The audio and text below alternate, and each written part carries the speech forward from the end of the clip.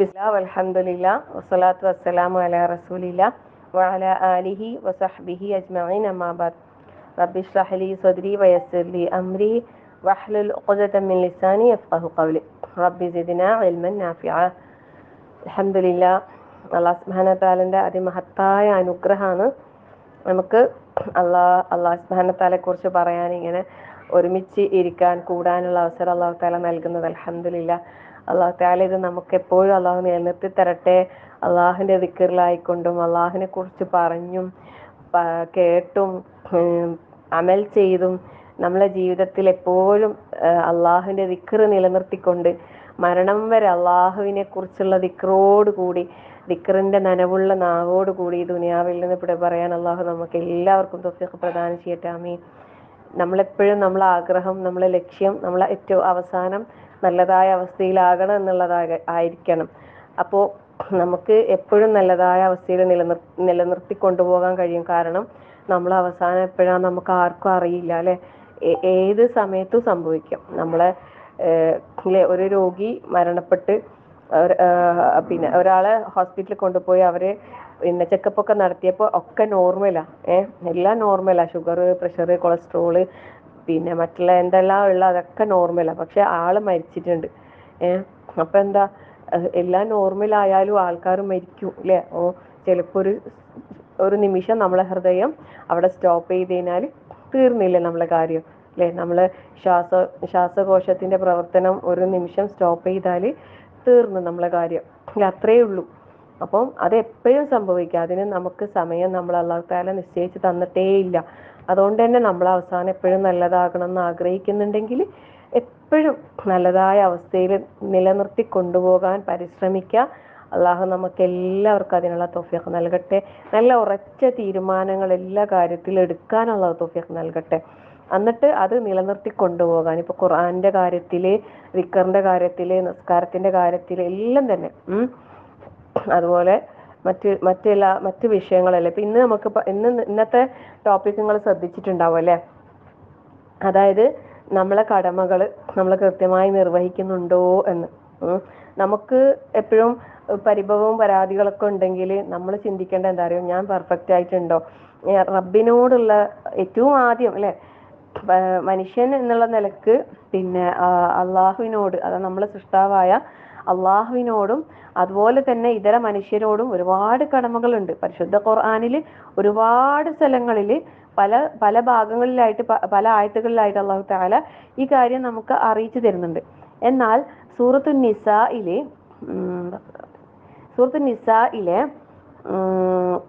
പിന്നെ 36-ാമത്തെ ആയത്തിൽ അല്ലാഹു തആല ഒരു ആയത്തിൽ തന്നെ 10 കടമകൾ അല്ലാഹു തആല അവിടെ വിശദീകരിക്കുന്നുണ്ട്. അഊദു ബില്ലാഹി മിനശ് ശൈത്വാനിർ റജീം. വഅബ്ദുല്ലാഹ വലാ തുശ്രികൂ ബിഹി ശൈഅൻ വബിൽ വാലിദൈനി ഇഹ്സാനാ وبذي القربى واليتامى والمساكين والجار ذي القربى والجار الجنب والصاحب بالجنب وابن السبيل وما ملكت أيمانكم إن الله لا يحب من كان مختالا فخورا. ഇവിടെ 10 കടമകൾ വിശദീകരിക്കുന്ന ആയത്ത് എന്നാണ് ഈ ഒരു ആയത്തിനെ അറിയപ്പെടുന്നത് തന്നെ. 10 കടമകൾ. അപ്പം ആദ്യത്തത് അല്ലാഹു തആലയോടുള്ള കടമ തന്നെ. അവിടെ അള്ളാഹിനോടുള്ള കടമ എന്ന് പറയുന്നത് എന്താ വരുന്നത്? വഅബ്ദുല്ലാഹ്, നിങ്ങൾ അള്ളാഹ്ക്ക് ഇബാദത്ത് ചെയ്യുക, അല്ലെ? അള്ളാഹിന്റെ അബ്ദുകളാകാൻ നമ്മൾ ശരിക്കും അള്ളാഹിന്റെ അബ്ദ് ആകുന്നുണ്ടോ, അല്ലെ? നമ്മളെപ്പോഴും പ്രാർത്ഥിക്കേണ്ടതും അതാണ് കേട്ടോ. അബ്ദ് ഇബാദി, അല്ലെ? അല്ലാഹു സുബ്ഹാനഹു വ തആല റസൂൽ സല്ലല്ലാഹു അലൈഹി വസല്ലമക്ക് പിന്നെ അബ്ദി എന്ന് വിളിക്കുന്ന പോലെ ഏറ്റവും ഇഷ്ടം ഇബാദ്, അബ്ദ് എന്നൊക്കെയുള്ള ആ പേരാവൂല് ഭയങ്കര ഇഷ്ടം എന്ന് പറയും. അപ്പം നമ്മളും അത് ഇഷ്ടപ്പെടണം. നമ്മൾ അള്ളാഹിന്റെ അബ്ദുകളാകുന്നുണ്ടോ? നമ്മളെപ്പോഴും അള്ളാഹ്ക്ക് അടിമപ്പെട്ട് അള്ളാഹുവിന് അങ്ങേയറ്റം ഇബാദത്ത് ചെയ്യുന്ന, അള്ളാഹു ഇഷ്ടപ്പെടുന്ന, അള്ളാഹു തൃപ്തിപ്പെടുന്ന ഒരു അടിമയാകാൻ നമ്മൾ പരിശ്രമിക്കുന്നുണ്ടോ, അല്ലേ? നമ്മളെ ആഗ്രഹം നമ്മളെപ്പോഴും ഇടയ്ക്കിടയ്ക്ക് പറയണം കേട്ടോ. അങ്ങനെ ആകുമ്പോൾ നമുക്ക് ഒന്നും കൂടി നമ്മൾ വിനയപ്പെടാനും താഴ്മപ്പെടാനും എല്ലാം കൊണ്ടും അള്ളാഹുവിന് കീഴ്പ്പെടാനും നല്ലൊരു മുസ്ലിം ആകാനും നമുക്ക് സാധിക്കും തീർച്ചയായിട്ടും. അപ്പം വഅബ്ദുല്ലാഹ്, നിങ്ങൾ അള്ളാഹ്ക്ക് ഇബാദത്ത് ചെയ്യും. ആരാധന എന്ന് പറയുമ്പോൾ എന്തോന്ന് വിചാരിക്കണ്ട. ഇബാദത്ത് എന്ന് പറഞ്ഞ ആ വാക്ക് തന്നെ ഉപയോഗിക്കുന്നതല്ല. അല്ലെ? ഒരു വിശ്വാസി എന്ന് പറയുന്നതിനേക്കാൾ ഒരു മുഅ്മിൻ എന്ന് പറയുന്നത് കൂടുതൽ കംഫർട്ടബിൾ. കാരണം അതാണ് ഏറ്റവും നമുക്ക് യോജിച്ചതും. നമ്മളൊരു മുഅ്മിനാകണം അല്ലെ? അതുപോലെ നമ്മളൊരു അബ്ദാകണം. വഅബ്ദുല്ലാഹ്. എങ്ങനെ അള്ളാഹ്ക്ക് ഇബാദത്ത് ചെയ്യേണ്ടത്? വലാ തുശ്രികു ബിഹി ഷൈഅ, അല്ലെ? അവനിൽ യാതൊന്നും പങ്കു ചേർക്കാത്ത നിലയിൽ. അപ്പം ഏറ്റവും നമ്മളെ ആദ്യത്തെ നമ്മളെ കടമ നമ്മളെ റബ്ബിനോടാണ്. ആ റബ്ബിനോടുള്ള കടമയിൽ തന്നെ ഏറ്റവും ആദ്യത്തെ കാര്യം എന്ന് പറയുന്നത് അള്ളാഹുവിൽ പങ്കു ചേർക്കാതിരിക്കുക എന്നുള്ളതാണ്, അല്ലെ? നമ്മൾ ഒന്നിനെയും ഒരാളെയും നമ്മൾ അള്ളാഹിന്റെ സ്ഥാനത്തേക്ക് കൊണ്ടുവരാൻ പാടില്ല. നമ്മളെ ഇഷ്ടങ്ങളെ, അല്ലെ, നമ്മളെ ആഗ്രഹങ്ങളെ, ഇതൊക്കെ ഏറ്റവും മുമ്പിൽ എന്താ വരേണ്ടത്? അള്ളാഹുവിനോടുള്ളത്. അള്ളാഹുവിനോട് പിന്നെ ഒരിക്കല് മുആദ് ബിൻ ജബൽ റളിയല്ലാഹു അൻഹു പറയുന്ന റസൂൽ സല്ലല്ലാഹു അലൈഹി വസല്ലം ഒരിക്കൽ അദ്ദേഹം പറയുന്നു, ഞാനൊരു കഴുതപ്പുറത്ത് റസൂൽ സല്ലല്ലാഹു അലൈഹി വസല്ലം പിറകിൽ യാത്ര ചെയ്യുകയായിരുന്നു. അപ്പോൾ നബി സല്ലല്ലാഹു അലൈഹി വസല്ലം എന്നോട് ചോദിച്ചു, അന്ന് മുആദ്, അടിമകളുടെ മേൽ അള്ളാഹുവിന്റെ അവകാശം എന്താണെന്നും അള്ളാഹുവിന്റെ മേലുള്ള അടിമകളുടെ അവകാശങ്ങൾ എന്താണെന്നും നിനക്കറിയുമോ? മുആദ് ബിൻ ജബൽ റളിയല്ലാഹു അൻഹുവിനോട് നബി സല്ലല്ലാഹു അലൈഹി വസല്ലം ചോദിക്കാം, അള്ളാഹുവിന്റെ അടിമകളുടെ മേൽ അള്ളാഹുവിന്റെ അവകാശം, അള്ളാഹുവിന്റെ മേൽ അടിമകളുടെ അവകാശങ്ങൾ. അപ്പോ സഹാബാക്കൾ പൊതുവെ എന്തെങ്കിലും ഇങ്ങനെ ചോദിച്ചാൽ അവർ വേഗം എന്താ പറയാ? അള്ളാഹു വറസൂലുഹു അഅലം, അല്ലെ? അള്ളാഹു അവന്റെ റസൂലിനാണ് ഏറ്റവും നന്നായി അറിയാം. അപ്പൊ റസൂൽ സല്ലല്ലാഹു അലൈഹി വസല്ലം പറഞ്ഞു കൊടുക്കുകയാണ്, അടിമകളുടെ മേലുള്ള അള്ളാഹുവിന്റെ അവകാശം എന്ന് പറഞ്ഞാല് അവനെ മാത്രം ആരാധിക്കാം, അവനിൽ യാതൊന്നിനും പങ്കു ചേർക്കാതിരിക്കുക എന്നുള്ളതാണ്. അങ്ങനെ ആവുമ്പോൾ ആ അടിമകൾക്ക് അതായത് അള്ളാഹുവിന്റെ മേലുള്ള അവകാശം എന്ന് പറഞ്ഞാല് അള്ളാഹുവിൽ ഒന്നിനെയും പങ്കു ചേർക്കാത്തവരെ ശിക്ഷിക്കുകയില്ല എന്നതാണ്. സുബ്ഹാനല്ലാഹ്. ഇതിനകട്ടി അപ്പുറത്തേക്ക് വേറെ എന്താ വേണ്ടത്, ല്ലേ? നമ്മള് ശരിക്കും ഷിർക്കെന്ന ആ ഒരു വിഷയം വളരെ ഗൗരവത്തിൽ തന്നെ കാണണം. നമുക്കൊരു ചെറിയ ഷിർക്ക് പോലും വന്നു പോകരുത്, ല്ലേ? ആളുകളെ കാണിക്കാൻ വേണ്ടിയിട്ടുള്ള കർമ്മങ്ങൾ നമ്മളെ ഭാഗത്ത് ഉണ്ടാകാൻ പാടില്ല. ആളുകളെ തൃപ്തിപ്പെടുത്താനുള്ള ചിന്ത നമുക്ക് വന്നു പോകരുത്, അല്ലെ? ജനങ്ങളുടെ തൃപ്തി നമ്മൾ ഒരു കാര്യത്തിൽ ആഗ്രഹിക്കാൻ പാടില്ല. ആഗ്രഹിച്ചാലും ശരിക്കും അത് ചെറിയ ഷിർക്കായില്ലേ, അല്ലേ? അപ്പൊ അത്ര പോലും അങ്ങനെ പോലും നമ്മൾ അള്ളാഹുവിൽ എന്താക്കരുത്?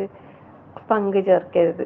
നമ്മളെല്ലാം അള്ളാഹിന്റെ ഇഷ്ടം, അള്ളാഹിന്റെ തൃപ്തി, അത് മാത്രം ആഗ്രഹിക്കാനുള്ള ഒരു മനസ്സ്. നമ്മളങ്ങനെ അള്ളാഹുവിന്റെ നിന്ന് മാത്രം ആഗ്രഹിച്ചാലില്ലേ ശരിക്കും അപ്പൊ അള്ളാഹു തആല ഇല്ലേ ബാക്കിയുള്ളതൊക്കെ അള്ളാഹു തരും. അതാണ് അതിന്റെ പ്രത്യേകത. അതായത് നമ്മളെ റബ്ബിന്റെ തൃപ്തി മാത്രം ആഗ്രഹിച്ച് അള്ളാഹിന്റെ ഇഷ്ടം മുൻനിർത്തിയിട്ട് നമ്മളൊരു കർമ്മം ചെയ്യുമ്പോഴില്ലേ നമ്മളെ അള്ളാഹു തൃപ്തിപ്പെടുമ്പോൾ നമ്മളെ ചുറ്റിലുള്ള ആൾക്കാർ നമ്മളെ ഇഷ്ടപ്പെടും, തൃപ്തിപ്പെടും. അള്ളാഹിന്റെ തൃപ്തി കിട്ടുന്നതിനോട് ബാക്കി എല്ലാവരും തൃപ്തി നമുക്ക് കിട്ടുകയും ചെയ്യുന്നല്ലേ? സുബ്ഹാനല്ലാഹ്.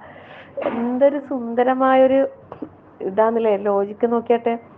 നമ്മള് അടിമകൾക്ക് അള്ളാഹിന്റെ മേലുള്ള അവകാശം എന്ന് പറഞ്ഞാല് അള്ളാഹിനെ മാത്രം ആരാധിക്കാം, അവനിൽ ഒന്നും പങ്കു ചേർക്കാതിരിക്കുക. ഒരു തരത്തിലും ശിർക്ക് വരാതിരിക്കാൻ നമ്മൾ ശ്രദ്ധിക്കുക. അതിൽ നമുക്ക് 100% പെർഫെക്റ്റ് ആകാൻ സാധിച്ചാൽ സുബ്ഹാനല്ലാഹ്, പിന്നെ അള്ളാഹ് ആ അടിമനെ ശിക്ഷിക്കൂല എന്നുള്ളത് 100% ഉറപ്പാണ്. അത് അള്ളാഹിന്റെ വാഗ്ദാനാണ്, അല്ലേ? അള്ളാഹുവിൽ പങ്കു ചേർക്കാതെ ജീവിക്കുന്ന അടിമകൾ അള്ളാഹു ശിക്ഷിക്കൂല. ഉറപ്പായിട്ടും പറഞ്ഞ കാര്യമാണത്. അത് അള്ളാഹു അവന്റെ അടിമകളുടെ മേൽ അള്ളാഹു നൽകുന്ന ഒരു അവകാശമാണ്. സുബ്ഹാനല്ലാഹ്, അല്ലെ? നമുക്ക് റഹ്മാനായ റബ്ബിന്റെ അവന്റെ ഏറ്റവും ഇഷ്ടപ്പെട്ട പ്രിയപ്പെട്ട അബദുകളാകാൻ അള്ളാഹു നമുക്ക് തൗഫീഖ് നൽകട്ടെ. ആമീൻ. അള്ളാഹിന്റെ ഇഷ്ടങ്ങൾ നമുക്ക് മുമ്പിൽ വെച്ചിട്ട് നമ്മളെ ലൈഫ് ക്രമീകരിക്കാൻ അള്ളാഹു നമുക്ക് എല്ലാവർക്കും തൗഫീഖ് പ്രദാനം ചെയ്യട്ടെ. ആത്മാർത്ഥമായിട്ട് നമ്മൾ ആഗ്രഹിക്കണേ. കാരണം റമളാൻ കഴിഞ്ഞ് ആ എന്തായാലും നമ്മളെ മുമ്പിൽ നമുക്ക് ചുറ്റും ഒരു വലയം പോലെ എന്തോ ഒന്ന് ഉണ്ടേനു, അല്ലേ? പക്ഷെ ഇപ്പൊ അതില്ല. പക്ഷെ നമ്മളത് എന്താക്കണം? നമ്മൾ ഉണ്ടാക്കി എടുക്കണം. ശരിക്കും എന്താ സംഭവിക്കുന്നില്ലേ? സുബ്ഹാനല്ലാഹ്. ആ പുണ്യങ്ങളുടെ പൂക്കാലം. പിന്നെ റംസാനിന്റെ എന്തൊക്കെയോ ശ്രേഷ്ഠതകൾ പറയുന്നത്, അത് ശരിക്കും നമ്മൾ അത് കണ്ടറിഞ്ഞ പോലെ അറിഞ്ഞവരാണല്ലേ ശരിക്കും. അത് പോയപ്പോ എന്തോ എന്തോ പോയ പോലെ തോന്നുന്നില്ലേ ശരിക്കും. അള്ളാഹുവേ, ആ ഒരു അവസ്ഥ അള്ളാഹ് എപ്പോഴും നമുക്ക് നിലനിർത്തി തന്നിട്ടുണ്ടെങ്കിൽ എത്ര നല്ലതാ. എന്തായാലും ആ ഒരു മലക്കളുടെ സാന്നിധ്യം അതെല്ലാം ഒരു ഇങ്ങനെ എന്തോ ആസ്വദിക്കാൻ പറ്റിയ പോലെ ഒരു ഫീലിംഗ് ആയിരുന്നു അല്ലേ. റഹ്മാനായ റബ്ബ് നമുക്ക് നല്ലതായ അവസ്ഥകൾ എപ്പോഴും അള്ളാഹു നിലനിർത്തി തരട്ടെ. ആമീൻ. അപ്പം നമ്മൾ ചുറ്റിലും നമ്മൾ പല സാഹചര്യങ്ങളിലൂടെ നമ്മൾ മുന്നോട്ട് പോകുന്നവരാണ്. പല തരത്തിലുള്ള അല്ലെ ചുറ്റുപാടുകളാണ് നമ്മൾ കൂടെ ഉണ്ടാകുക. പക്ഷെ എവിടെ എന്ത് ചുറ്റുപാടിലായാലും അള്ളാഹ് ഒരു ഒരു ദിക്ർ നമ്മളെ ഹൃദയത്തിൽ തട്ടിയിട്ടുള്ള അള്ളാഹിനെ കുറിച്ചുള്ള ഒരു ഓർമ്മ അള്ളാഹു നമുക്ക് എപ്പോഴും നിലനിർത്തി തരട്ടെ. നമ്മളെ വീട്ടിലായാലും നമ്മൾ പുറത്താണെങ്കിലും അല്ലെ, പുറത്തേക്ക് ഇറങ്ങുമ്പോൾ എന്തെങ്കിലുമൊക്കെ ആവശ്യത്തിന് പുറത്തിറങ്ങുമ്പോൾ അൽഹംദുലില്ലാഹ് അല്ലെ, നമുക്ക് കുറേ കാര്യങ്ങൾ അപ്പോൾ ദുആ ചെയ്യാനില്ലേ. അഊദു ബികലിമാത്തില്ലാഹി താമ്മാതി മിൻ ശർരി മാ ഖലഖ്. ഒരു സ്ഥലത്തേക്ക് ഇറങ്ങുമ്പോൾ, ഒരു സ്ഥലത്ത് എത്തിയാൽ അങ്ങാടിയിലാകുമ്പോൾ ലാ ഇലാഹ ഇല്ലല്ലാഹ് വഹ്ദഹു ലാ ശരീക ലഹു ലഹുൽ മുൽക്കു വലഹുൽ ഹംദു വഹുവ ഹയ്യുൻ ലാ യമൂത്ത് ബിയദിഹിൽ ഖൈർ വഹുവ അലാ കുല്ലി ഷൈഇൻ ഖദീർ. 10 ലക്ഷം സ്വർഗത്തിലൊരു വീട് ഒക്കെ വാഗ്ദാനം ചെയ്ത ദിക്റല്ലേ. അപ്പൊ അതെല്ലാം ഓർമ്മിക്കലുണ്ടാവില്ല എല്ലാവരും അല്ലേ. നമ്മളിങ്ങനെ പുറത്തേക്ക് ഇറങ്ങുമ്പോൾ അള്ളാഹിനെ ഓർമ്മിക്കാൻ ഉള്ള അവസരം കുറേ കൂലി തരാൻ അള്ളാഹ് നമ്മളെ ഇറക്കുന്നതായിരിക്കും. ഈ വാഹനത്തിലാവുമ്പോൾ വാഹനത്തിലുള്ള പ്രാർത്ഥന അല്ലെ, ഒരു സ്ഥലത്തെത്തിയാൽ വീണ്ടും ഔദു ബികലിമാത്തില്ലാഹി തമ്മാത്തി, പിന്നെ ബിസ്മി ചൊല്ലി ഇറങ്ങുക, ബിസ്മില്ലാഹി തവക്കൽതു അലല്ലാഹ്. അങ്ങനെ അങ്ങനെ അങ്ങനെ അങ്ങനെ അല്ലേ. ഓരോ നമുക്ക് അറിയുന്നവരെയും അറിയാത്തവരെയും കാണുമ്പോൾ സലാം പറയാ. ഇതെല്ലാം കാര്യങ്ങൾ നമുക്ക് പ്രതിഫലം കിട്ടാനും വേണ്ടി ഇതെല്ലാം ദിക്റല്ലേ അല്ലേ. നമ്മൾ എവിടെയെങ്കിലും എത്തി ഒരാളെ കണ്ട് കൈ കൊടുത്ത് സലാം പറയുമ്പോൾ എത്ര പ്രതിഫലം. അസ്സലാമു അലൈക്കും വറഹ്മത്തുള്ളാഹി വബറകാതുഹു ഒരു ദുആ അങ്ങോട്ട് കൊടുക്കുമ്പോൾ തിരിച്ചിങ്ങോട്ട് നമുക്ക് കിട്ടുന്ന ദുആ അല്ലേ. അതുപോലെ കൈകൾ കൊടുത്ത് മുസാഫഹത്ത് ചെയ്യുമ്പോൾ നമ്മൾ എത്ര സമയം നമ്മൾ ആ കൈകൾ ഇങ്ങനെ പിടിച്ചിരിക്കുന്നോ, ആ കൈകൾ വിടുന്നവരെ നമ്മളെ പാപങ്ങൾ മരത്തിൽ ഇലകൾ പൊഴിയുന്നത് പോലെ കൊഴിഞ്ഞു പോകുന്നു പറഞ്ഞു. ഇതെല്ലാം പ്രതിഫലം കിട്ടുന്ന കാര്യങ്ങളല്ലേ അല്ലേ.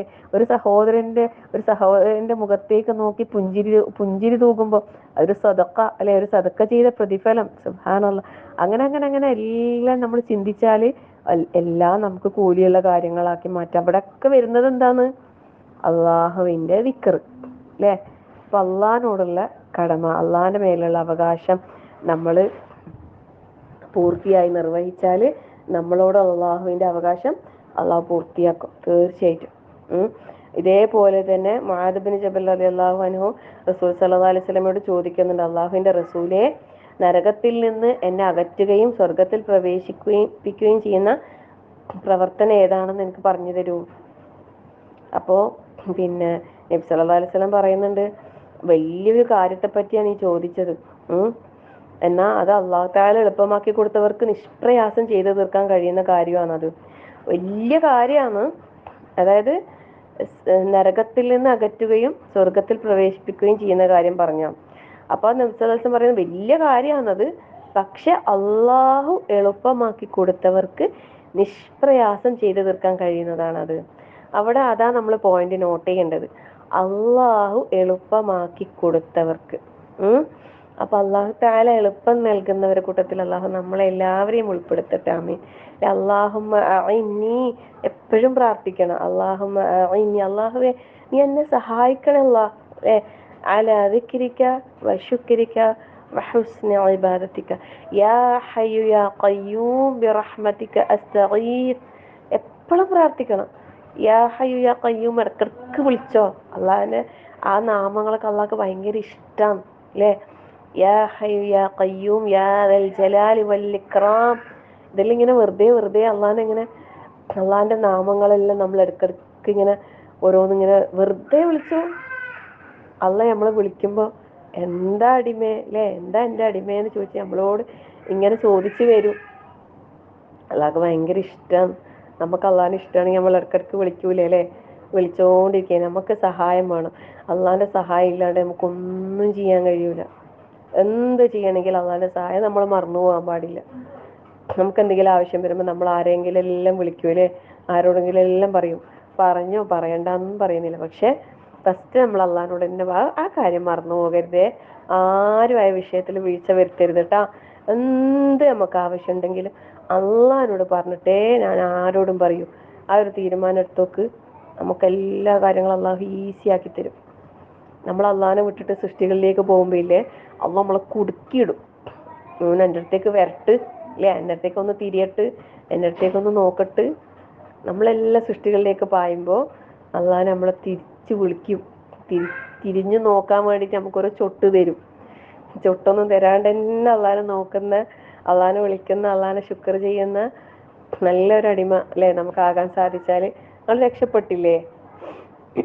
അള്ളാഹു അങ്ങനെയുള്ളവർ കൂട്ടത്തിൽ അള്ളാഹു നമ്മൾ ഉൾപ്പെടുത്തി അനുഗ്രഹിക്കട്ടെ. ആമീൻ. അപ്പൊ അള്ളാഹു എളുപ്പമാക്കി കൊടുത്തവർക്ക് നിഷ്പ്രയാസം. അപ്പൊ എന്തൊക്കെയാണത്? അപ്പൊ പറഞ്ഞ കാര്യം എന്താണെന്നറിയോ? നീ അള്ളാഹിനെ മാത്രം ആരാധിക്കാം, അവനിൽ യാതൊന്നിനും പങ്കു ചേർക്കാതിരിക്കാം. പിന്നെ കൃത്യനിഷ്ഠയോടെ നിസ്കാരം നിലനിർത്തുക.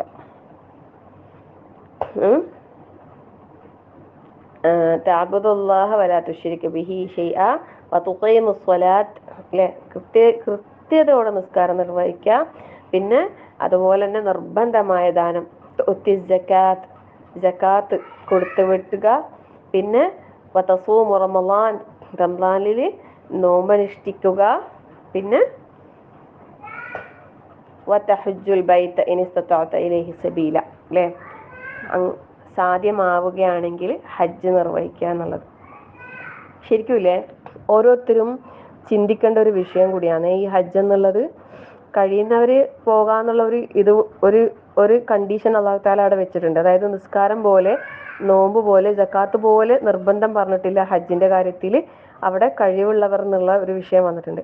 അപ്പൊ നമ്മൾ ഓരോരുത്തരും ചിന്തിക്കേണ്ട എന്താ പറയുക, ഞാൻ എൻ്റെ വിഷയത്തിൽ ഹജ്ജ് നിർബന്ധമായോ ഇല്ലയോ? എങ്ങനെ ഒരാൾക്ക് ഹജ്ജ് നിർബന്ധമാകാം? ഹജ്ജിന് പോകേണ്ട പൈസ, അല്ലെ, ആരോഗ്യം, അതിനുള്ള സാഹചര്യങ്ങൾ അനുകൂലമാകാന്നുള്ളതാണ്. അപ്പം ഇന്ന് നമ്മളെ ചുറ്റിലുമുള്ള പലരും ഹജ്ജ് നിർബന്ധമായവരാണ്. പക്ഷെ എന്താണെന്നറിയോ, അത് കഴിയട്ടെ, ഇത് കഴിയട്ടെ, അത് കഴിയട്ടെ, ഇത് കഴിയട്ടെ എന്ന് പറഞ്ഞിട്ട് ഇങ്ങനെ നീട്ടിക്കൊണ്ട് പോകും. ചില ആൾക്കാരില്ലേ, വീട് ഭയങ്കരമായിട്ട് ഇങ്ങനെ മോഡിഫൈ ചെയ്യുന്നുണ്ടാവും. വീട് എന്ന് പറയുന്നത് ഒരു മനുഷ്യനെ സംബന്ധിച്ചിടത്തോളം ആവശ്യം തന്നെയാണ്. ആവശ്യമല്ല, അത്യാവശ്യം തന്നെയാണ് ഒരു താമസിക്കാൻ ഒരു വീട്, അല്ലേ. അതിന് ആവശ്യത്തിന് എന്ത് വേണം? സൗകര്യങ്ങൾ വേണം.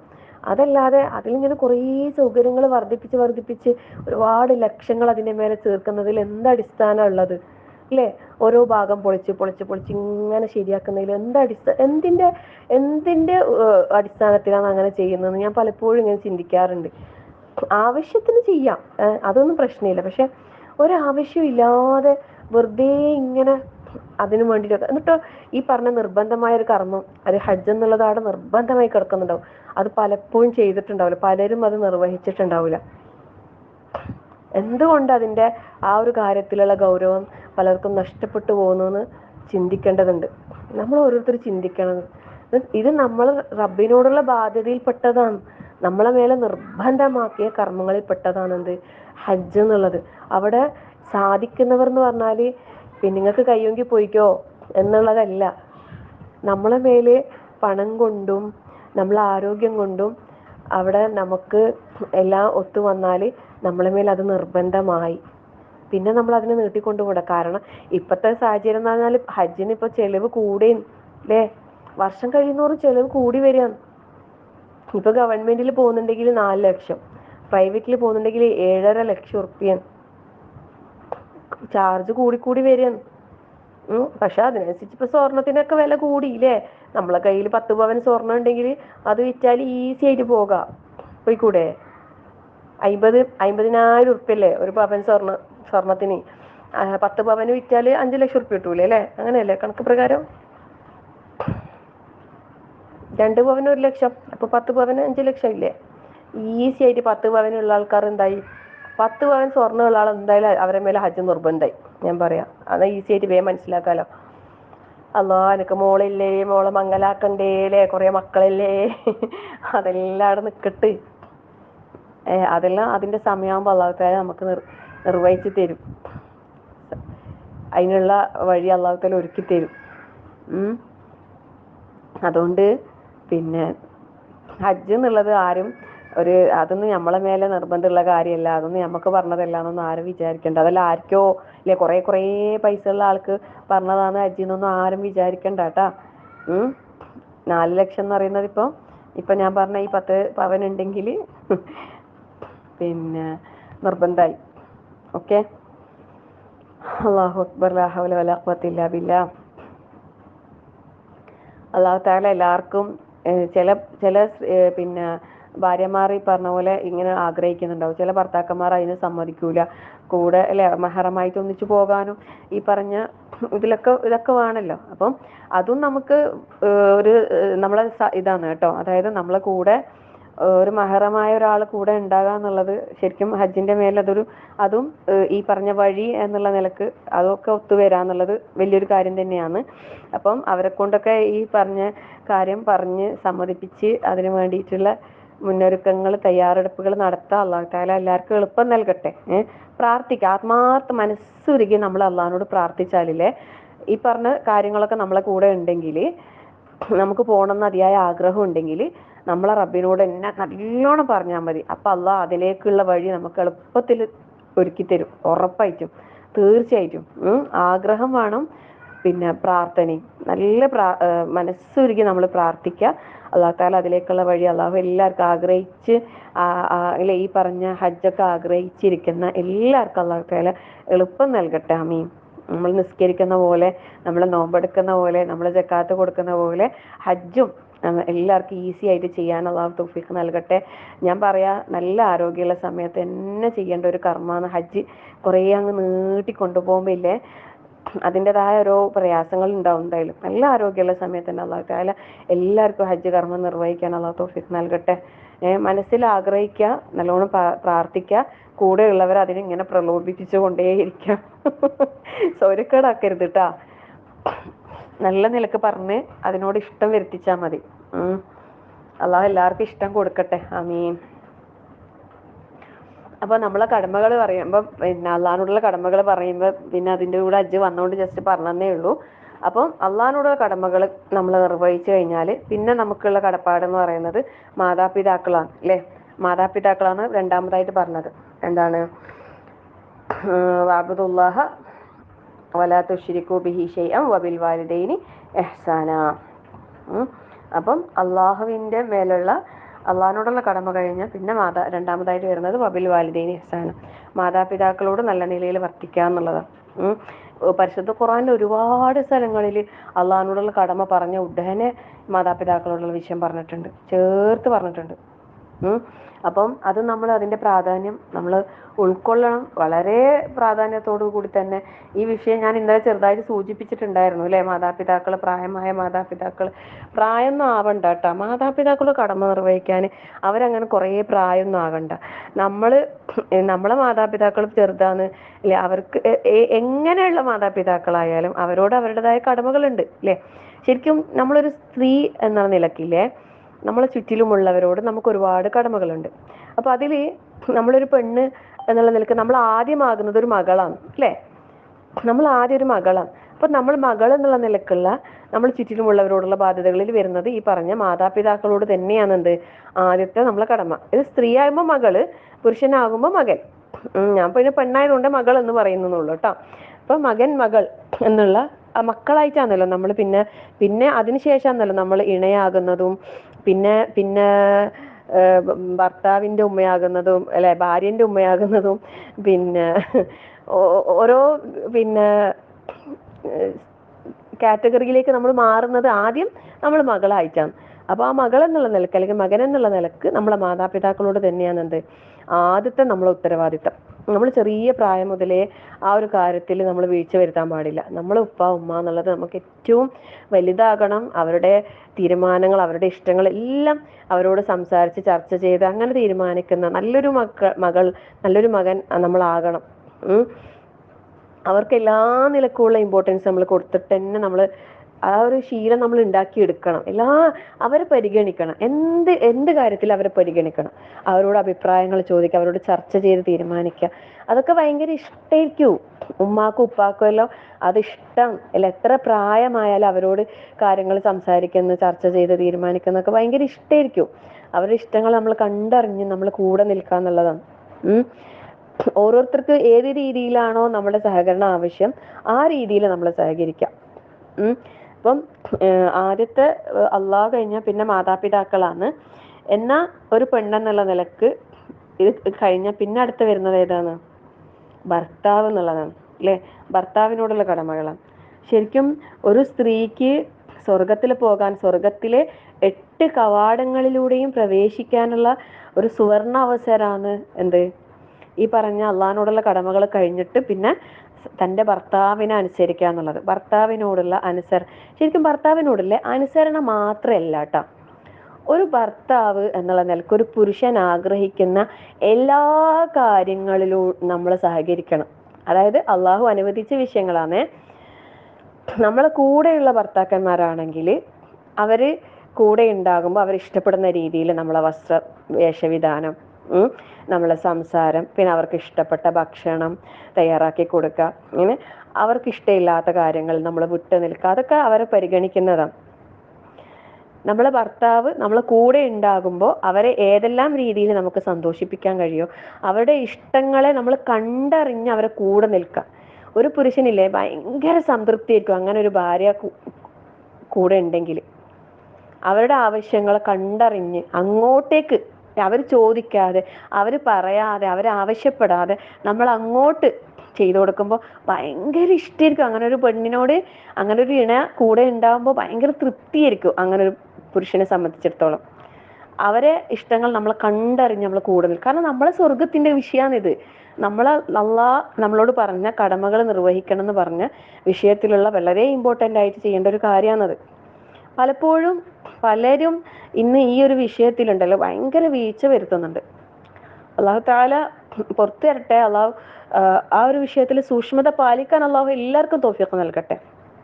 ഞാൻ പറയുന്ന ഈ ക്ലാസ് കേൾക്കുന്നതിൽ ഭാര്യമാരുണ്ടാവുമല്ലോ, എല്ലാവരും കൂടുതൽ പേരും ഭാര്യമാർ തന്നെ ആയിരിക്കും. ഭാര്യമായിരിക്കുന്നവർ ഭർത്താവ് ഉള്ളവർ തന്നെ ആയിരിക്കാം. ഭർത്താവ് ഇല്ലാത്തവരുണ്ടാകാം, കല്യാണം കഴിയാത്തവരുണ്ടാകാം, ചിലപ്പം ഭർത്താവ് മരണപ്പെട്ടു പോയവരുണ്ടാകാം. മരണപ്പെട്ടു പോയവരുണ്ടെങ്കിൽ അവർക്ക് വേണ്ടിയിട്ട് നമ്മൾ ധാരാളമായി പ്രാർത്ഥിക്കുകയും അവരുടെ പാപമോചനത്തിന് വേണ്ടി തേടുകയും അവർക്ക് വേണ്ടി എന്തൊക്കെ നമുക്ക് ചെയ്യാൻ പറ്റുന്ന കാര്യങ്ങളൊക്കെ ചെയ്യാന്നുള്ളതാണ്. അവരുടെ സാന്നിധ്യത്തിലും അസാന്നിധ്യത്തിലും നമ്മുടെ ചാരിത്രം കാത്തു സൂക്ഷിക്കുക എന്നുള്ളതും ഏതൊരു പെണ്ണിനെ സംബന്ധിച്ചിടത്തോളം വളരെ ഇമ്പോർട്ടൻ്റ് ആയിട്ടുള്ള ഒരു കാര്യം തന്നെയാണ്. അപ്പം ഭർത്താക്കന്മാർ കൂടെയുള്ളവർ, ഇനി കൂടെ ഇല്ലാത്തവരുണ്ടാവും, അതായത് പ്രവാസികളായിട്ടുള്ള ഭർത്താക്കന്മാർ. ഞാൻ പറയുന്നത് അങ്ങനെയുള്ളവരെയാണ് നമ്മൾ ഏറ്റവും കൂടുതൽ പരിഗണിക്കേണ്ടത്. നമ്മളെ കൂടെ തന്നെ കഴിയുന്നവരെക്കാളും നമ്മൾ പരിഗണിക്കേണ്ടത് നമ്മളെ കൂടെ ഇല്ലാത്ത ഭർത്താക്കന്മാരെയാണ്. അതായത് നമ്മൾക്ക് വേണ്ടിയിട്ട് അല്ലെ, ഭാര്യക്കും മക്കൾക്കും കുടുംബത്തിനും വേണ്ടിയിട്ട് ഒറ്റക്ക് തനിച്ച് കഴിയുന്ന പ്രവാസി ലോകത്ത് അവരുടെ ജോലി ആവശ്യങ്ങൾ, അള്ളാന്റെ റിസ്ക് അവിടേക്ക് അള്ളാഹ് കണക്കാക്കിയിട്ടുണ്ടാകുക. അതിനുവേണ്ടി അവർ ജോലിക്ക് വേണ്ടിയിട്ട് പോകുന്നവരാണ്. അപ്പൊ അങ്ങനെയുള്ളവരെ നമ്മൾ വളരെ കൂടുതൽ പരിഗണിക്കണം. എപ്പോഴും എന്തെങ്കിലും പൈസ ആവശ്യപ്പെട്ടുകൊണ്ട് അല്ലെങ്കിൽ ആവശ്യങ്ങൾ ഇങ്ങനെ പറഞ്ഞുകൊണ്ട് വെറും മെസ്സേജ് അയക്കുക എന്നുള്ള ആ ഒരു സിസ്റ്റമെല്ലാം നമ്മൾ മാറ്റണം അല്ലെ. അവളെ ആവശ്യങ്ങൾക്ക് വേണ്ടിയിട്ടില്ല, അവരെ നമ്മൾ വല്ലാതെ അറിയണം, അടുത്തറിയണം. അവർ തനിച്ചാണ് അല്ലെ, നമ്മൾ കൂടെ ഇല്ല. അപ്പം പല സാഹചര്യങ്ങളിലൂടെയും പോകുന്നവരായിരിക്കും. ഒരു തെറ്റിലേക്ക് അവർ പോകാൻ കാരണമായിട്ടുണ്ടെങ്കിൽ അതിന്റെ കുറ്റം നമുക്കും കൂടിയായിരിക്കും. അപ്പം നമ്മളുടെ കൂടെ ഇല്ലാത്ത ഭർത്താക്കന്മാരെ നമ്മൾ വല്ലാതെ പരിഗണിക്കണം. ഇടയ്ക്കിടയ്ക്ക് സ്നേഹത്തോടെ, ഇപ്പൊ ഇഷ്ടംപോലെ സ്നേഹിക്കാൻ അവസരം ഇല്ല അല്ലേ. വാട്സപ്പിൽ മെസ്സേജ് തന്നെ ധാരാളം അല്ലേ. എന്തെല്ലാം സുഖമില്ലേ അല്ലേ, ഇടയ്ക്കിടയ്ക്ക് വെറുതെ അല്ലേ മിസ് ചെയ്യുന്നു. പിന്നെ വെറുതെ കുശലാന്വേഷണങ്ങൾ നടത്തുക, അവരോട് സ്നേഹത്തോടുള്ള നല്ല വാക്കുകൾ പറയാം, അവരെ സന്തോഷിപ്പിക്കുന്ന വർത്തമാനങ്ങൾ പറയാം. എങ്ങനെയൊക്കെ അവരെ അല്ലെ. ശരിക്കും ഭർത്താവിന്റെ തൃപ്തി ഒരു പെണ്ണിന് കിട്ടാന്ന് പറയുമ്പോൾ അത് ഓൾക്ക് സ്വർഗം കിട്ടിയെന്ന് ഉറപ്പിക്കാം, സ്വർഗത്തിലാണെന്ന് ഉറപ്പിക്കാം. അത്രയും വലിയ ഇമ്പോർട്ടൻ്റ് ആയിട്ടുള്ള കാര്യമാണത്. ഒരു ഭർത്താവിനെ തൃപ്തിപ്പെടുത്താൻ അത് നല്ല പഞ്ചാര വാക്കുകൾ അവർ ആഗ്രഹിക്കുന്നുണ്ടാവും അല്ലേ. അത് ഏത് പുരുഷനും അവരെ പുകഴ്ത്തിക്കൊണ്ട് അല്ലെ ആ സ്നേഹത്തോടെ നിങ്ങൾ എനിക്ക് കിട്ടിയത് എത്ര വലിയ ഭാഗ്യാന്നുള്ളതിന്റെ ഭാഗ്യം ഇടയ്ക്കിടയ്ക്ക് ഐ ലവ് യു എന്നെല്ലാം പറഞ്ഞിട്ട് ഒരു മെസ്സേജ് ഇട്ടോ അല്ലെ. ഒരു എന്തെല്ലാം ഇന്ന് അതിനുള്ള ഇമോജീസ് എന്തെല്ലാം ഉണ്ട് അല്ലെ നമ്മളെ സ്നേഹം പ്രകടിപ്പിക്കാൻ. നാട്ടിലുള്ള ഭർത്താക്കന്മാർക്കും കൊടുക്കുക കേട്ടോ ഈ പറഞ്ഞതെല്ലാം.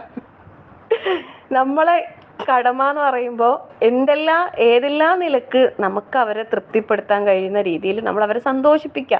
ഇത് നമ്മളെ ഇബാദത്തിന്റെ ഭാഗമാണ്. വെറും നിസ്കരിക്കുക, ഖുറാൻ ക്ലാസ് കേൾക്കുക, ഗൂഗിൾ മീറ്റ് ക്ലാസ്സിലിരിക്കുക, ഖുറാൻ പഠിക്കുക, ഖതം ഓതുക, ഇതൊന്നും മാത്രമല്ല ഇബാദത്ത് അല്ലേ.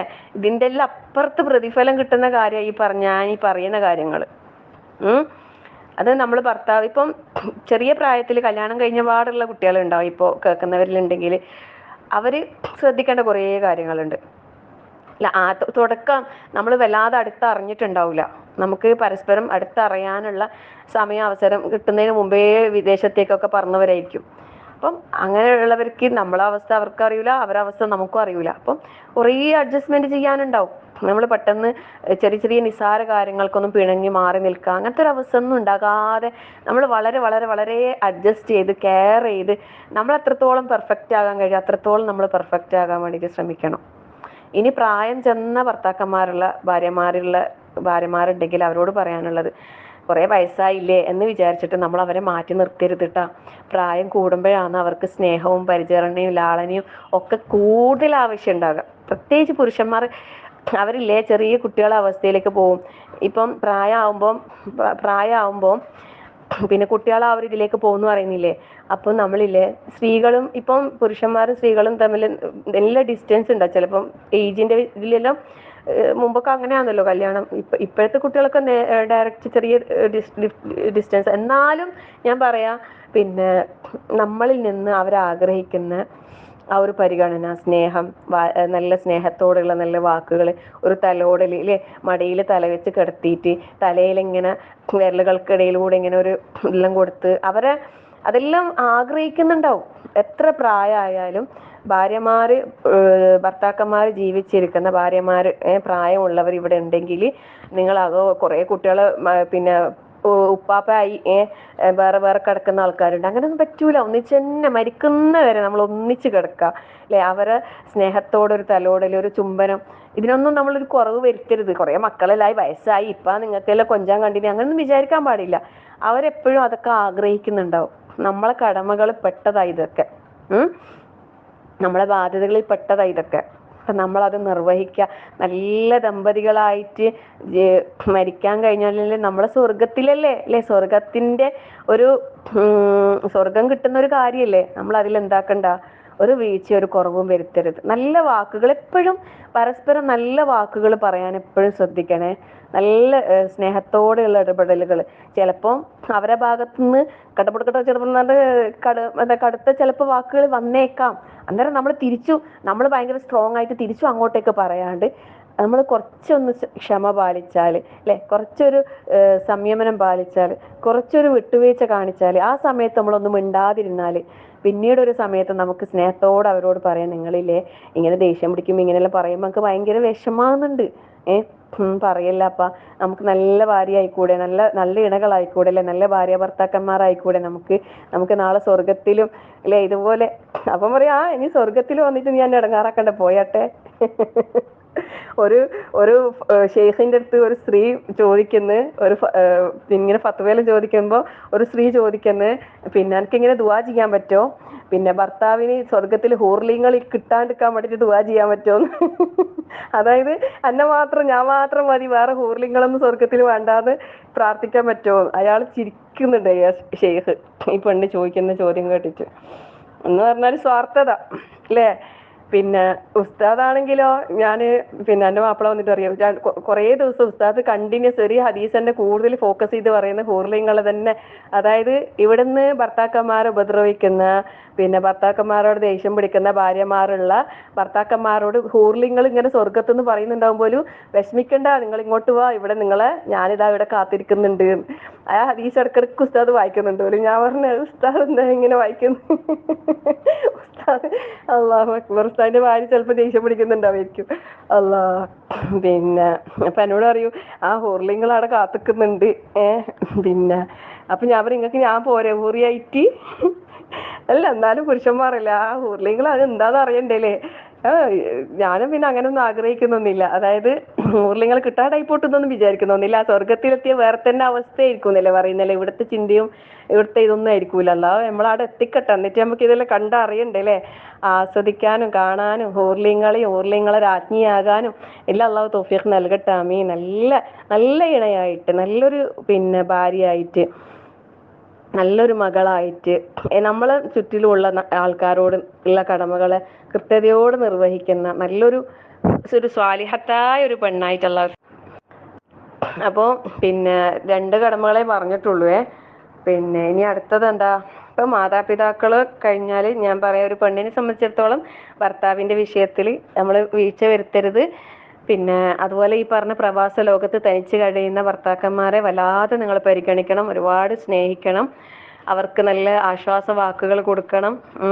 ഇടയ്ക്കിടയ്ക്ക് മെസ്സേജുകൾ ഇട്ടിട്ട് അവരെ ഞാനിങ്ങനെ ഓർമ്മിക്കുന്നുണ്ട്, ഞാൻ നിങ്ങളെ ഇടയ്ക്കിടയ്ക്ക് ഓർമ്മിക്കുന്നുണ്ട് എന്നെല്ലാം പറഞ്ഞിട്ട് അവർക്കൊരു സന്തോഷം ഉണ്ടാക്കുന്ന കാര്യങ്ങൾ നമ്മൾ ചെയ്തു കൊടുക്കുക. ഇടയ്ക്കിടയ്ക്ക് മെസ്സേജ് ഇടുന്നത് അവർക്ക് ഡിസ്റ്റർബ് ആണെങ്കിൽ ഇടയ്ക്കിടയ്ക്ക് മെസ്സേജ് ഇട്ടിട്ട് ഇടങ്ങാറാക്കരുത് കേട്ടാ. പിന്നെ സാഹചര്യങ്ങൾക്കനുസരിച്ച് പെരുമാറാൻ പഠിക്കാം. ഹിക്മത്തോടു കൂടി കാര്യങ്ങൾ കൈകാര്യം ചെയ്യാൻ വേണ്ടിയിട്ട് അള്ളാഹിനോട് ദുആ ചെയ്താൽ മതി. പ്രായോഗികമായ ബുദ്ധി, അതിനു വേണ്ടി ദുആ ചെയ്യുക. അതാണ് ഹിക്മത്ത് അല്ലേ. റബ്ബി ഹബിലി ഹുക്മൻ വാൽഹിഖ്നി ബിസ്സാലിഹീൻ ഇല്ലേ. റബ്ബി ഹബിലി ഹുക്മൻ, ഹിക്മത്തിന് വേണ്ടിയിട്ട് അള്ളാഹിനോട് ചോദിക്കാം. പിന്നെ മാതാപിതാക്കളെ വിഷയം പറഞ്ഞു കഴിഞ്ഞിട്ട് പിന്നെ പറഞ്ഞത് എന്താണ്? വബിദിൽ ഖുർബ വൽ യതാമ വൽ മസാകീൻ വൽ ജാരി ദിൽ ഖുർബ വൽ ജാരിൽ ജുനുബ് വസ്വാഹിബി ബിൽ ജംബ് വബിനിസ് സബീൽ അല്ലേ. അതായത് അടുത്ത ബന്ധമുള്ള കുടുംബങ്ങൾ, അവരോട് നമുക്ക് എന്തുണ്ട്? ബാധ്യതകളുണ്ട്, കടമകളുണ്ട്, കടപ്പാടുകളുണ്ട്. അതായത് അടുത്ത ബന്ധമുള്ള കുടുംബം എന്ന് പറഞ്ഞാൽ ആരാന്ന്? സ്വന്തം സഹോദരങ്ങള് അല്ലേ, മാതാപിതാക്കളുടെ സഹോദരങ്ങള്, പിന്നെ അവരുടെ എല്ലാം മക്കള്, ഇതെല്ലാം ഇതിൽ ഉൾപ്പെടും. സ്വന്തം സഹോദരങ്ങളിലെ, അതായത് കുടുംബ ബന്ധം. ശരിക്കും കുടുംബ ബന്ധം എന്നുള്ളത് അള്ളാഹുവിന്റെ സിംഹാസനത്തിലാണ് കണക്റ്റഡ് ആയിട്ടുള്ളത്. അതിങ്ങനെ എപ്പോഴും പറയും പോലും, എന്നെ ചേർക്കുന്നവനെ അള്ളാഹു ചേർക്കട്ടെ, എന്നെ വിച്ഛേദിക്കുന്നവനെ അള്ളാഹു വിച്ഛേദിക്കട്ടെ. അപ്പം നമ്മൾ ബന്ധം ചേർക്കുന്ന കാര്യത്തിൽ സൂക്ഷ്മത പുലർത്തണം. എല്ലാവരുമായിട്ട് നല്ല നല്ല ബന്ധം, അത് നന്മ ചെയ്യാം അല്ലെ.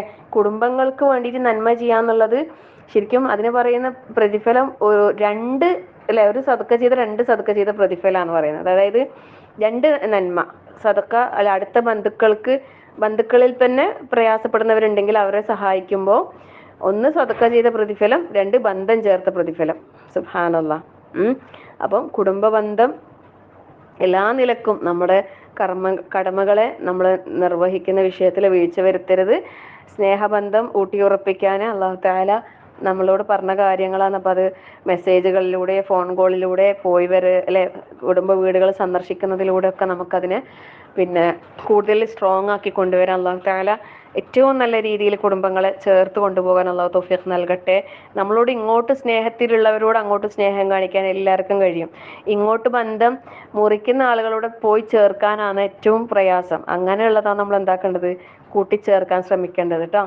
അവർക്ക് വേണ്ടെങ്കിൽ പോട്ടി, നമുക്കെന്താ എന്ന് പറഞ്ഞിട്ട് മാറി നിൽക്കരുത്. അവരിങ്ങോട്ടൊന്നും വരുത്തേയില്ല, അതുകൊണ്ട് ഞാനും പോക്കില്ല, അങ്ങനെയല്ല അല്ലേ.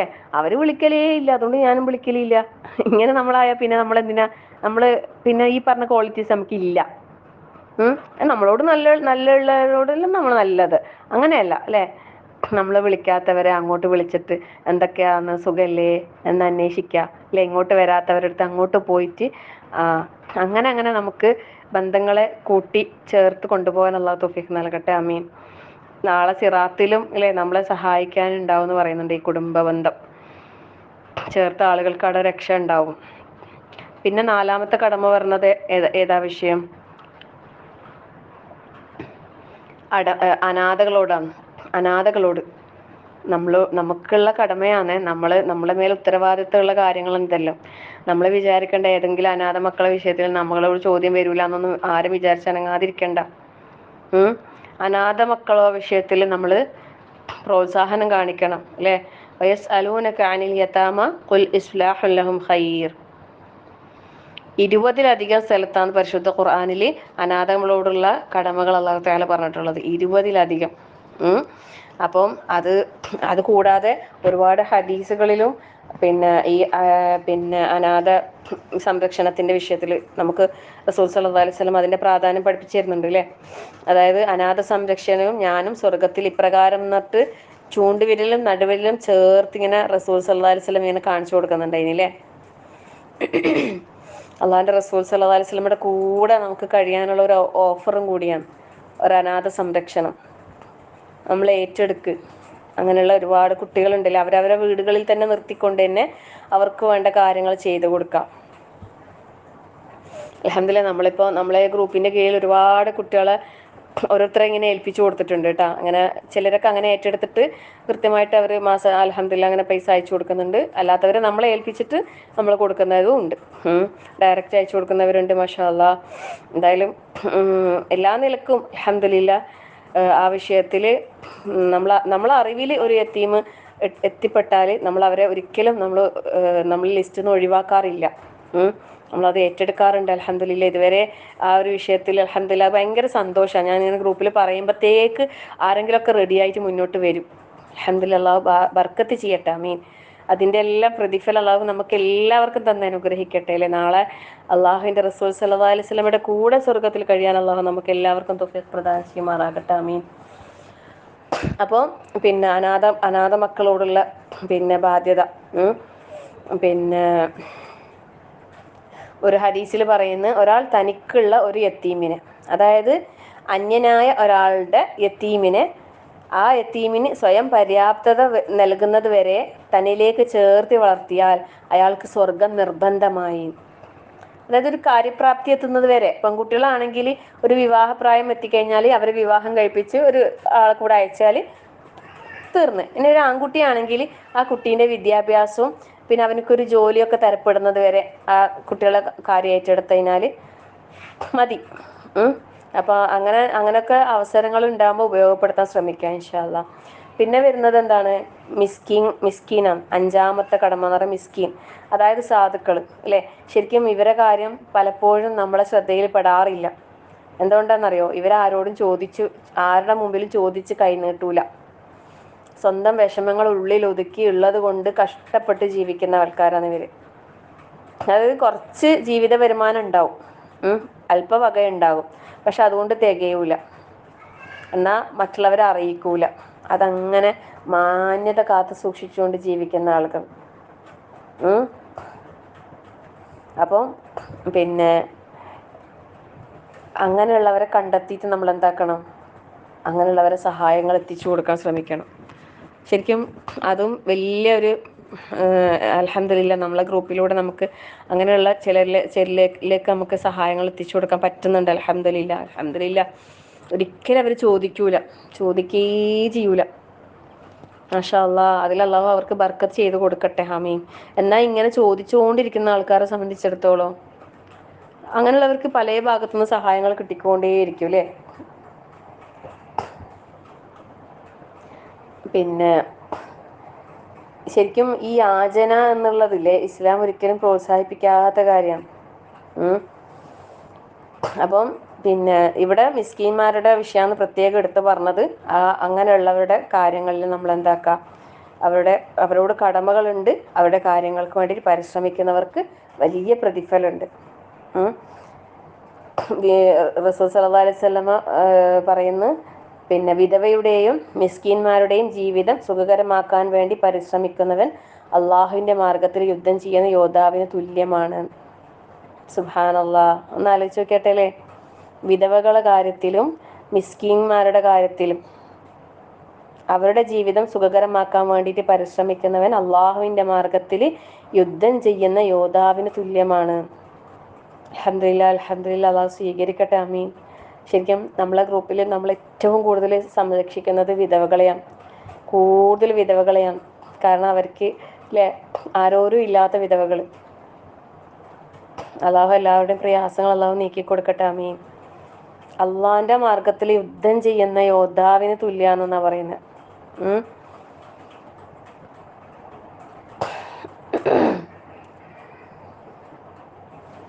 അതുപോലെ തന്നെ വേറൊരു ഹദീസിൽ പറയുന്ന അള്ളാഹുവിൻ്റെ മാർഗത്തിൽ പിന്നെ വിധവകളുടെയും മിസ്കീന്മാരുടെയും സ്ഥിതിഗതികൾ സുഖകരമാക്കാൻ വേണ്ടി പരിശ്രമിക്കുന്നവൻ അള്ളാഹിൻ്റെ മാർഗത്തിൽ സമരം ചെയ്യുന്നവനെ പോലെയാണ്, അല്ലെങ്കിൽ രാത്രി നമസ്കരിക്കുകയും പകൽ നോമ്പനുഷ്ഠിക്കുന്നവനെയും പോലെയാണ്. അതിൻ്റെ പ്രതിഫല പറയുന്നത്. സുബ്ഹാനല്ലാഹ്, നമ്മളിതൊന്നും നിസ്സാരമായി കാണാൻ പാടില്ല. അതുപോലെ പിന്നെ അടുത്ത പറയുന്നത് എന്താ അറിയോ? അയൽപക്ക ബന്ധം. അടുത്ത ബന്ധമുള്ള അയൽവക്കം, അതായത് കുടുംബ ബന്ധമുള്ള അയൽവക്കം, അല്ലാത്ത അയൽവക്കം എല്ലാം വരും. അയൽവാസികളോട് നമുക്ക് കടമകളുണ്ട്. പിന്നെ നമ്മൾ ഹദിയ ചെയ്യേണ്ടത് നമ്മൾ അയൽവാസികളിൽ ഏറ്റവും അടുത്ത കുടുംബ ബന്ധമുള്ള അയൽവാസികൾക്കാണ്. അയൽവാസികളെ പരിഗണിക്കുമ്പോൾ കുടുംബക്കാർ അയൽവാസികൾ ഉണ്ടെങ്കിൽ അവരെയാണ് കൂടുതൽ പരിഗണിക്കേണ്ടത് കേട്ടോ. ബാക്കിയുള്ളവരെയും പരിഗണിക്കണം, പക്ഷെ കൂടുതൽ കുടുംബ ബന്ധമുള്ള അയൽവാസികളെ പരിഗണിക്കാം. അയൽവാസികളോടുള്ള ബാധ്യതകൾ പറഞ്ഞിട്ട് റസൂൽ സല്ലല്ലാഹു അലൈഹി വസല്ലം പറയുന്ന അനന്തരാവകാശം പോലും നൽകേണ്ടി വരുമോ എന്ന് ഞാൻ ഭയപ്പെട്ടു എന്ന് പറയുന്നത്. അത്രമാത്രം വലിയ ഉത്തരവാദിത്തമുള്ള ഒരു മേഖലയാണെന്ത് അയൽപക്ക ബന്ധങ്ങൾ. നമ്മളതിനെ എത്രത്തോളം കാത്തു സൂക്ഷിക്കുന്നുണ്ട് ഇന്നത്തെ ഈ ലോകത്ത്, ടൗൺ പിന്നെ ജീവിതത്തിൽ ന്യൂ ജനറേഷൻ മക്കളൊക്കെ ഈ ഒരു വിഷയത്തിലൊക്കെ എത്രത്തോളം ശ്രദ്ധിക്കുന്നുണ്ട്. നമ്മളതിൻ്റെ എല്ലാം പ്രാധാന്യം പറഞ്ഞു കൊടുക്കണം മക്കൾക്ക്. പിന്നെ വരുന്നത് എന്താ അറിയോ? ഏഴാമതായിട്ട് വരുന്നത് അകന്ന അയൽവാസികളോട്. നേരത്തെ അടുത്ത ബന്ധമുള്ള അടുത്ത ബന്ധുക്കളും ബന്ധുക്കളല്ലാതുമായിട്ടുള്ള അടുത്ത അയൽവാസികളോടുള്ള കടമകൾ പറഞ്ഞപ്പോൾ അതിൽ വലിയ ബന്ധമൊന്നും ഇല്ല, അങ്ങനെയുള്ള അയൽവാസികളോടും എന്തുണ്ട്? കടമകളുണ്ട് എന്നാണ് പറയുന്നത്. അപ്പം നമ്മൾ അയൽവാസി 40 വീട് വരെ അയൽവാസിയാണെന്നാണ് പറയുന്നത്. ലാ ഹൗല വലാ ഖുവത ഇല്ലാ ബില്ലാ. നമുക്കവിടെ 2-3 വീടിൻ്റെ അപ്പുറത്തേക്ക് നമുക്ക് അറിയില്ല. അവർക്ക് നമ്മളെയും അറിയില്ല, നമുക്ക് അവരെയും അറിയില്ല. ഇവിടെ ടൗണിലെല്ലാം എന്ന് വെച്ചാൽ തൊട്ടടുത്ത അയൽവാസിയിൽ തന്നെ ചിലപ്പോൾ അറിയുണ്ടാവില്ല. അവരെ വീട്ടിൽ ഇന്നാളെ വീട് എവിടെയെന്ന് ചോദിച്ചിട്ട് വന്നാൽ പറയും, നമ്മൾ പറയും അറിയില്ല ആരാന്ന് വെച്ചാൽ അവരത് വീട് തന്നെയാണ് കേട്ടോ, നിങ്ങൾക്ക് അറിയില്ലേനു. ലാ ഹൗല വലാ ഖുവത ഇല്ലാ ബില്ലാ. എനിക്കങ്ങനെ ഒരു അനുഭവം ഉണ്ടായിരുന്നു, അതുകൊണ്ടാണ് ഞാൻ പറയുന്നത്. സുബ്ഹാനല്ലാഹ്, അല്ലാഹു അക്ബർ, ലാ ഹൗല വലാ ഖുവത ഇല്ലാ ബില്ലാ. പക്ഷെ അങ്ങനെയാണ് ചുറ്റുപാടുകൾ അങ്ങനെയാണ്. അപ്പം അയൽവാസികളോടുള്ള കടമകൾ നമ്മൾ പാലിക്കുക, അയൽവാസികളോട് നന്മ ചെയ്യുക. അവർക്ക് അയൽവാസി പട്ടിണി കിടക്കുമ്പോൾ വയറ് നിറച്ച് കഴിക്കുന്നത് നമ്മളിൽ പെട്ടവനല്ല എന്നാ പറഞ്ഞത്. അങ്ങനെ അതെ അതെ അതാണ്. മതില് മനസ്സിലാകാതിരിക്കട്ടെ.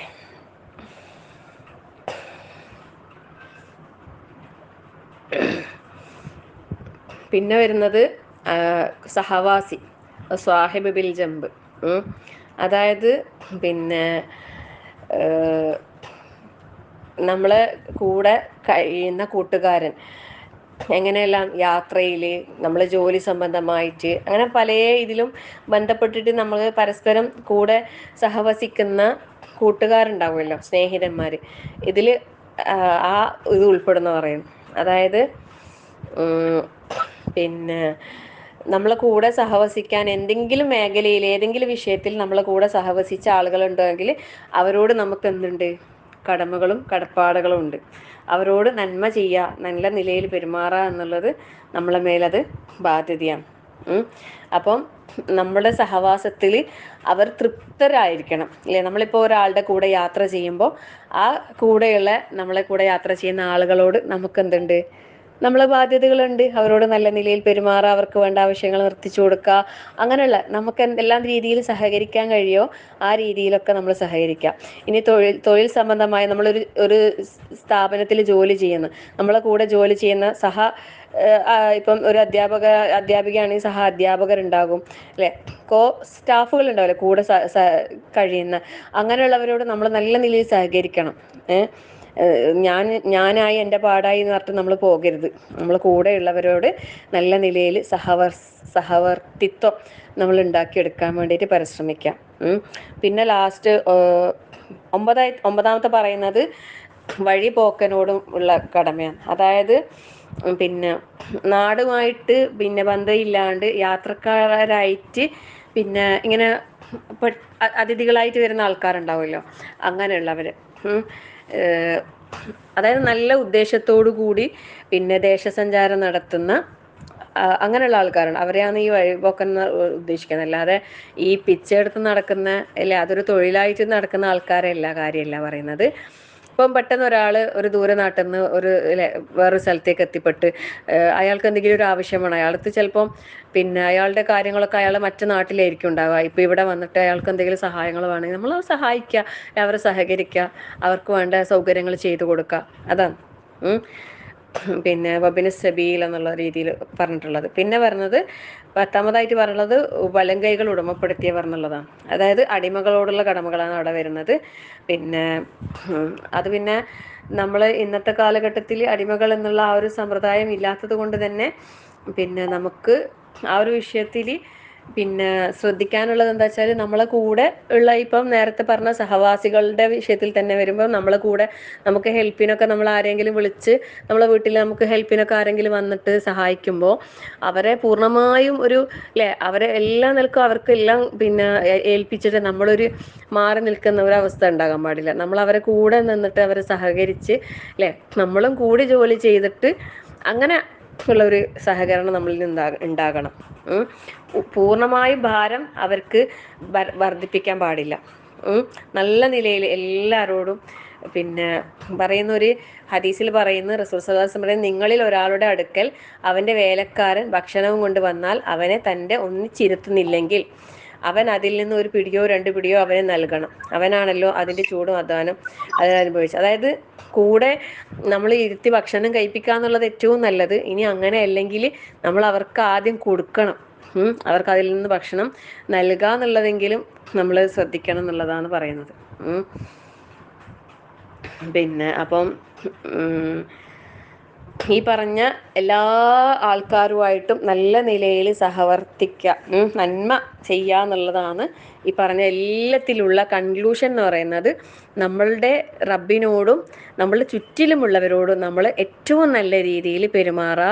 സ്വഭാവം കൊണ്ടും പെരുമാറ്റം കൊണ്ടും നമുക്ക് എങ്ങനെയൊക്കെ നന്മ അവർക്ക് നൽകാൻ കഴിയുമോ ആ രീതിയിൽ നമ്മൾ നല്ലവരാകാൻ ശ്രമിക്കുക. അല്ലാഹു തആല വാക്കുകൊണ്ടും പ്രവൃത്തി കൊണ്ടും ശരീരം കൊണ്ടും ധനം കൊണ്ടും കഴിവുപോലെ നമുക്ക് ഈ പറഞ്ഞ എല്ലാ കാര്യത്തിലും സഹായിക്കാൻ സഹകരിക്കാൻ റഹ്മാനായ റബ്ബ് നമുക്ക് എല്ലാവർക്കും തൗഫീഖ് നൽകി അനുഗ്രഹിക്കുമാറാകട്ടെ. ഈ ഒരു ആയത്തിന്റെ അവസാന ഭാഗത്ത് അല്ലാഹു തആല പറയുന്നുണ്ട്, ഇന്നല്ലാഹ ലാ യുഹിബ്ബു മൻ കാന മുഖ്താലൻ ഫഖൂറ. പൊങ്ങച്ചക്കാരനും ദുരഭിമാനിയുമായിട്ടുള്ള ആരെയും അള്ളാഹു ഇഷ്ടപ്പെടൂല. അപ്പം നമ്മൾ ഇങ്ങനെ ആകാൻ പാടില്ല എന്നുള്ളതാണ്. നമ്മളൊരു പൊങ്ങച്ചക്കാരനാകരുത്. അതുപോലെ ദുരഭിമാനം നടിക്കുന്ന ഞാനെന്താ ഇപ്പോൾ ഓൻ്റെ മുമ്പിൽ അല്ലെങ്കിൽ ഓളെ മുമ്പിൽ എന്ത് താണു കൊടുക്കേണ്ട ആവശ്യം എന്നുള്ള രീതിയിലുള്ള ഒരു അനാവശ്യ ചിന്തയും നമ്മളിലേക്ക് കടന്നു വരാതെ ഏറ്റവും നല്ല ഗുണങ്ങളോടുകൂടി നല്ല ഇങ്ങനത്തെ യാതൊരു മോശം സ്വഭാവം നമ്മളിലേക്ക് വരാതെ ഒരു പൊങ്ങച്ചം, അഹങ്കാരം, പിശുക്ക് ഇതൊന്നും ഇല്ലാതെ നല്ല ഉദാരമായ മനസ്ഥിതി, വിനയം, സഹതാപം, കാരുണ്യം, മറ്റുള്ളവർക്ക് നന്മ ചെയ്യാനുള്ള ആ ഒരു ഇത് അങ്ങനെയുള്ള നല്ല ഗുണങ്ങൾ നമ്മളിൽ ഉണ്ടാക്കിയെടുക്കാൻ വേണ്ടിയിട്ട് പരിശ്രമിക്കുക. അല്ലാഹു തആല നമുക്ക് എല്ലാവർക്കും അതിനുള്ള സൗഭാഗ്യം തന്ന് അനുഗ്രഹിക്കട്ടെ. ഈ പറഞ്ഞ കടമകളിൽ നമുക്ക് പരിപൂർണമായും